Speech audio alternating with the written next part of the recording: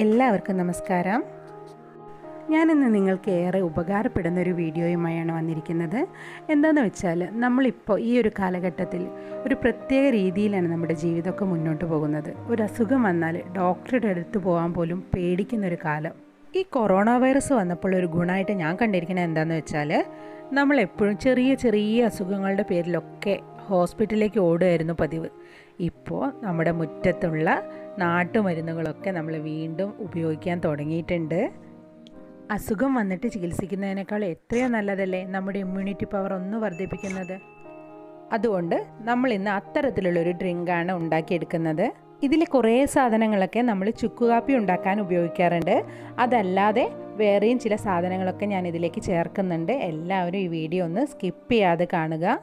ഈ ബ്ലാക്ക് കളറിൽ കാണുന്നില്ലേ, അത് കരിഞ്ജീരകമാണ് കേട്ടോ. കരിഞ്ജീരകം നമ്മുടെ രോഗപ്രതിരോധ ശേഷി വർദ്ധിപ്പിക്കാൻ വളരെ നല്ലതാണ്.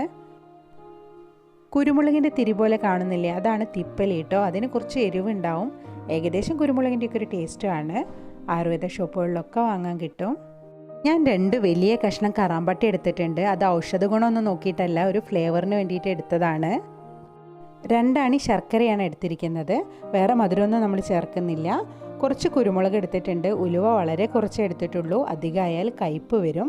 പിന്നെ ഉള്ളത് നല്ല ജീരകമാണ്. ഒരു 4 അല്ലി വെളുത്തുള്ളി എടുത്തിട്ടുണ്ട്. ദഹന പ്രശ്നങ്ങളൊക്കെ ഉള്ളവർക്ക് നല്ലതാണ്. പിന്നെ എടുത്തിരിക്കുന്നത് പനിക്കൂർക്ക ഇല, തുളസിയുടെ ഇല, കറിവേപ്പില, ചുവന്നുള്ളി. ഇതെല്ലാം അലർജിയുടെ പ്രശ്നങ്ങളുള്ളവർക്ക് വളരെ നല്ലതാണ്. ഇനി ഇതെല്ലാം ഒന്ന് ചതച്ചെടുക്കണം. ഞാൻ ഇതിൽ കുറച്ച് ചുക്കുപൊടി കൂടി ചേർക്കും. ചുക്കുപൊടി കയ്യിലില്ലാത്തവർക്ക് ഇഞ്ചി കഷ്ണങ്ങളായിട്ട് ഈ സമയത്ത് തന്നെ ചേർത്ത് കൊടുക്കാം. എന്നാൽ പിന്നെ ഇതെല്ലാം കൂടി ഒന്ന് ചതച്ചെടുത്തിട്ട് വരാം. ഞാനിത് കുറച്ചധികം ഉണ്ടാക്കിയിട്ട് ഫ്ലാസ്കിൽ നിറച്ച് വെക്കാറാണ്. അതുകൊണ്ട് തന്നെ വെള്ളത്തിൻ്റെ അളവ് കുറച്ച് കൂടുതലുണ്ട്.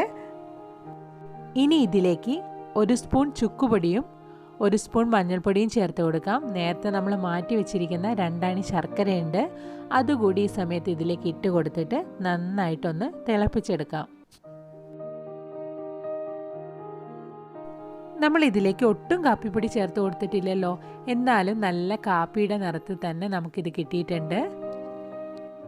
COVID-19 മാത്രമല്ല, ഇനിയിപ്പോൾ നമ്മൾ മഴക്കാല രോഗങ്ങളെയും കൂടെ പ്രതിരോധിക്കേണ്ട അവസ്ഥയിലെത്തിയിട്ടുണ്ട്.